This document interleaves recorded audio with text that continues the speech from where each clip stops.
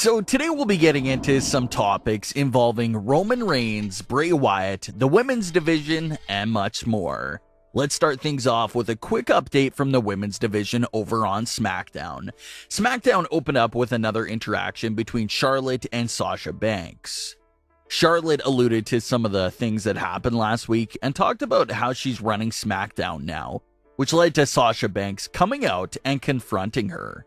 Charlotte talked about how she wanted to give someone new a chance, and that led to Shotzi coming out. Shotzi and Charlotte ended up having a great match, where it even looked like Shotzi was close to pulling off the upset. Shotzi would end up losing the match and would also brutally attack Sasha Banks after the match, officially turning Shotzi heel. Reports after the draft did say that WWE's plans for Shotzi was for her to be a heel on SmackDown, and that report actually turned out to be true. Some fans are upset about the heel turn because Shotzi did seem like she had a lot of support from the fans, and now that's all instantly gone from the heel turn.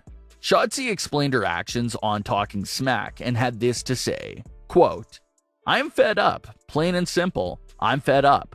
I am done being the happy, easygoing Shotzi. I have been screwed over on title opportunity over title opportunity.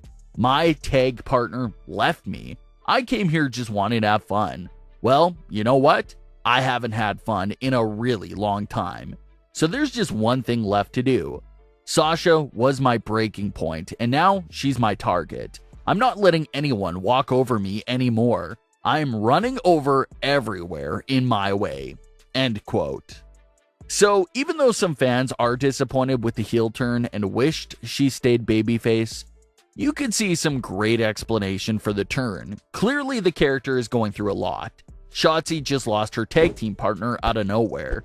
She's frustrated with her position and took it all out on Sasha. What's funny is that Sasha Banks was technically considered a heel, so it's quite strange for someone to turn heel by attacking a heel. But it appears that maybe Sasha Banks could be back to being a babyface. We could see Shotzi vs Sasha with a winner going on to face Charlotte Flair. This would be great because they would be putting some of the new unused talent to good use. So you know, Shotzi, Toni Storm, Hit Row, and more would benefit from this. So it'll be interesting to see how that unfolds, but it appears that Shotzi will be getting a bigger role for sure. Let's get into some more possibilities for Roman Reigns. Roman has nothing going on right now on SmackDown as he's coming off the entire Brock Lesnar storyline. Obviously, that story is not done yet, and we will see Brock Lesnar return with Roman Reigns in his sight again, most likely sometime in early to mid 2022. That story will be continuing for sure in a couple of months. But what does Roman do until then? We previously talked about Drew McIntyre and how he's building up on SmackDown as a big threat to Roman, but there's also another superstar who's being teased as well. This other superstar being Jeff Hardy. Jeff Hardy took part in a quick interview on SmackDown where he talked about being excited for new matchups and more. He even teased the idea of going after a title he's never held before, the WWE Universal title. Hardy has been WWE champion, he's been the world champion, but he has never held the Universal title. So the title has his attention. The only difficult part wanting the title is that you have to go through Roman Reigns to get it. It does seem like this is a storyline that we'll definitely be seeing because Hardy was listed as the top Universal Champion contender on that graphic from a few weeks ago, and now the matchup is even being teased on TV. Jeff Hardy has been talking about how a match with Roman Reigns would be a dream match for him, and now it's actually a realistic possibility. Hardy also teased the idea of bringing his alter ego, Willow, to SmackDown, so it'll be interesting to see if Willow even makes an appearance during that feud with Roman Reigns. So it appears that this is a matchup we'll definitely be seeing over the next few months for sure. Even newly called up superstar Top Dollar even expressed his desire to get into the ring with Roman Reigns and said that he wouldn't mind losing to Roman because as long as you're just in the ring with Roman, you're not really losing. It's been a crazy few days that have just been full of Bray Wyatt related news. Reports claim that although both AEW and Impact Wrestling have shown their interest in Bray, he hasn't been close to signing with either side.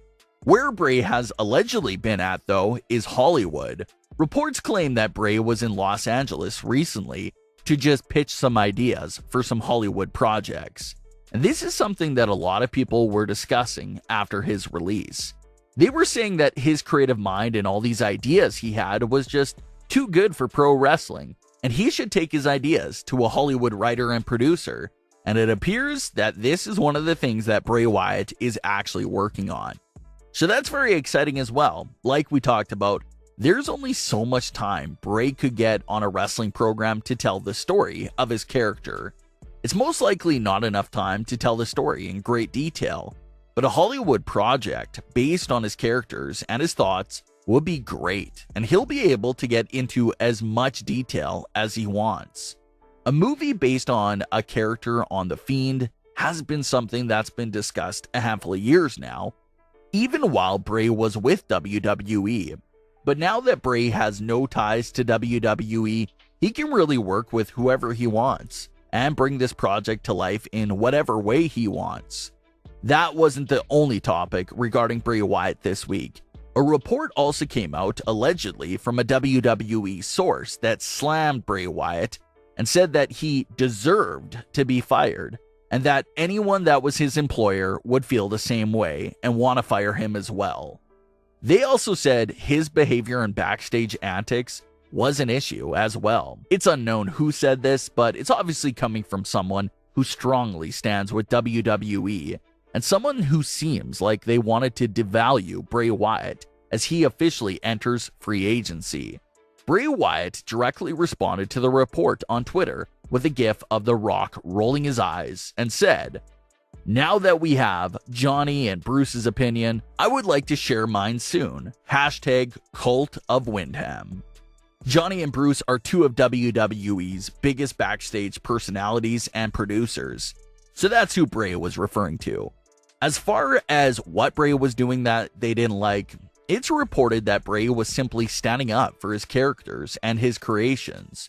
He was no longer just agreeing to everything WWE said. He was standing up for his characters, for his portrayal, and would turn down their ideas and refuse them if he didn't agree with them. Which honestly isn't a bad thing. This is something that even The Undertaker himself told Bray to do. Undertaker said that The Fiend was something special, and that Bray had to start standing up to them when they made any decision that may hurt The Fiend.